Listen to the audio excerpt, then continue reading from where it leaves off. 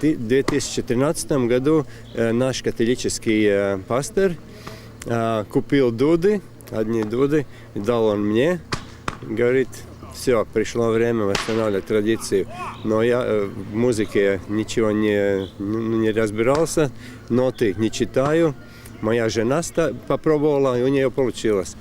Сейчас у нас уже в нашем краю нас 7 в ансамбле «Суету дуденеки», играем 7 дударей и 1 барабанщик, еще 2 дударей учатся, так что получается побольше компании уже.